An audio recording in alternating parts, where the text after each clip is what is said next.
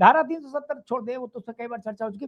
अशोक यादव जी, आप जानते हो इतने सालों से हम और आप साथ में जुड़े हैं कि मैं तो थ्योरी का आदमी हूं, प्रैक्टिकल में मेरी कभी रुचि नहीं रही।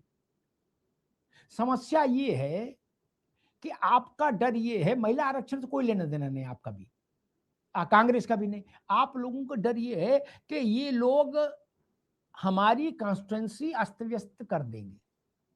एक एक कॉन्स्टिट्यूंसी जहां हम जीत रहे हैं या जीत सकते हैं, वहां ये एक विधानसभा इधर की लगा घुसा देंगे, दूसरी उधर की ऐसे घुसा देंगे, 4 मोहल्ला दाएं बाएं कर दो, अशोक यादव हार जाएंगे, लाख झंडा बैनर लिए घूमते रहे। ये बात तो सब जानते हैं, जो लोग चुनाव लड़ना जानते हैं।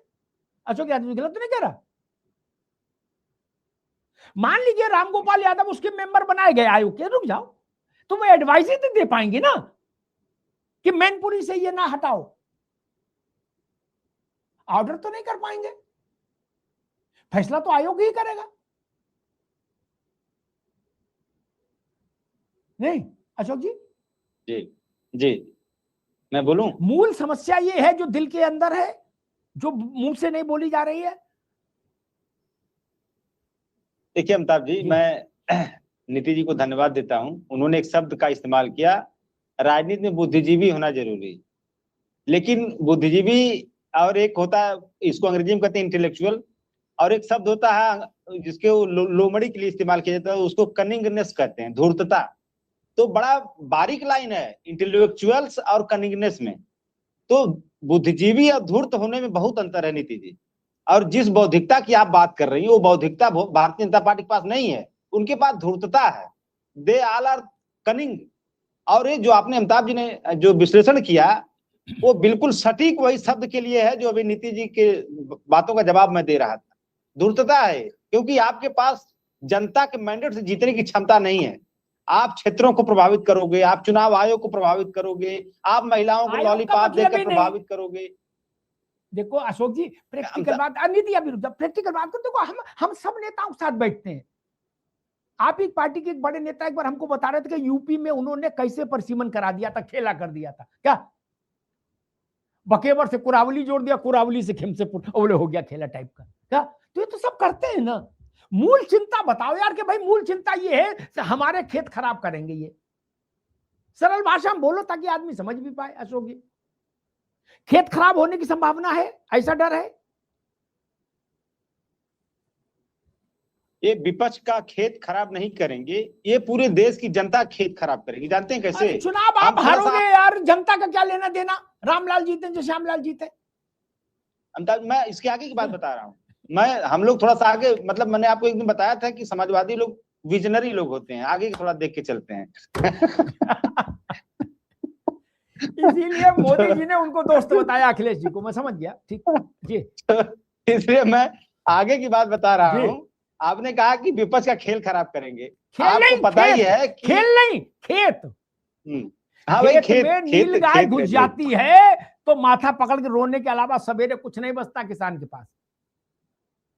अशोक जी, अमिताभ जी, देखिए सीरियस इशू क्या है कि मैंने जो विजनरी शब्द का इस्तेमाल किया वो इसलिए किया कि स्वस्थ लोकतंत्र के लिए विपक्ष का मजबूत होना अति आवश्यक है। विपक्ष जहां पे मजबूत नहीं है, या विपक्ष को जहां पर बोलने की आजादी नहीं है, वहां लोकतंत्र दम तोड़ देता है। ये सरकार विपक्ष मुक्त भारत बनाना चाहती है।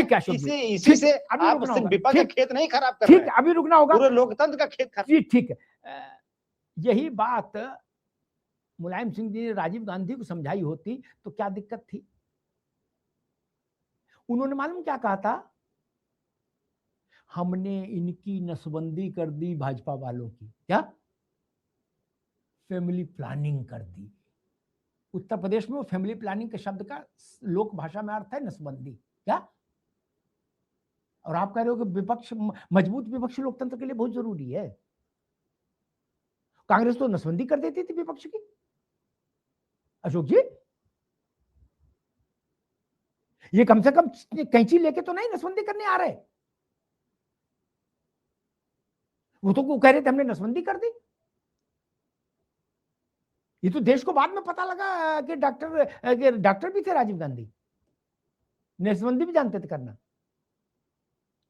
खैर, ऋचा सिंह, देखो सरल भाषा, ये संविधान का अनुच्छेद का फलाने का ढिकाने का कठिन कठिन शब्द, इन सब मेरी कोई रुचि नहीं। मैं समझ रहा हूं इलाहाबाद में सीट कैसे जीतेगी, इस चीज को क्या मैं 6 महीने आगे देख रहा हूं। आज ये कहानी तो निपट ही जाएगी 18 तारीख को शाम को 7 बजे, क्या फिर सब अपने अपने काम में व्यस्त हो जाएंगे। लेकिन खेत खराब होने का डर है विपक्ष के सामने।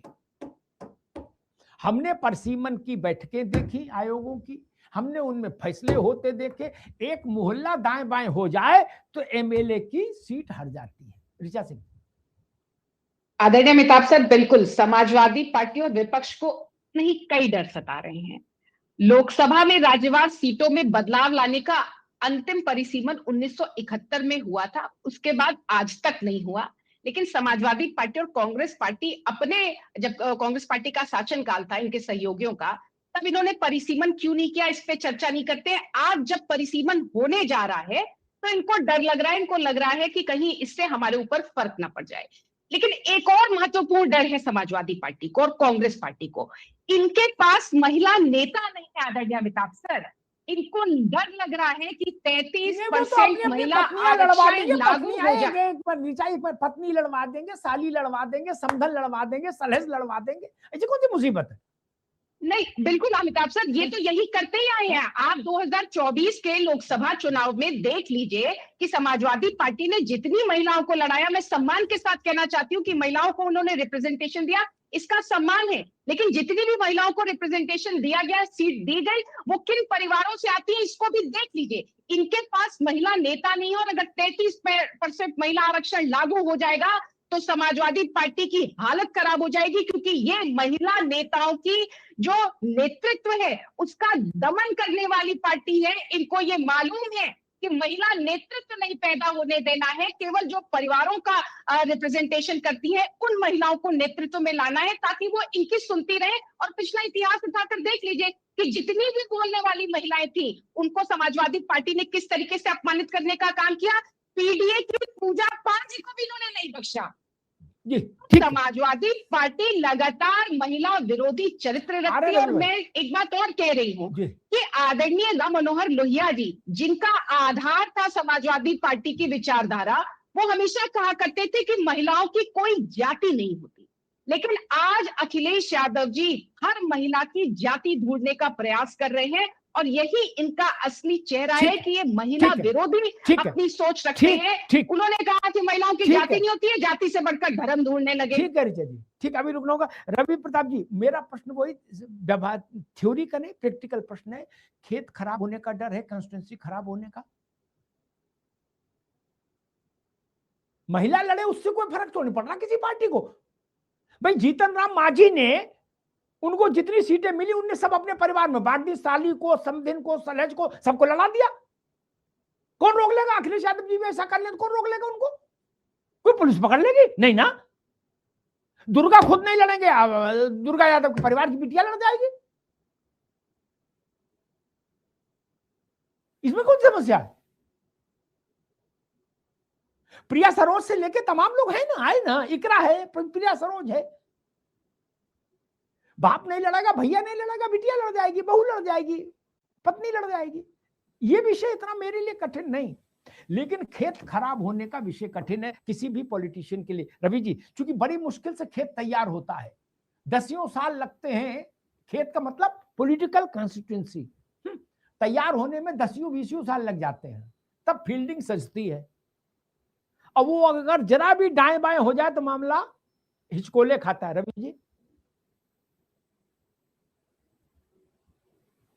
भैया अनम्यूट कर लीजिए सिस्टम को।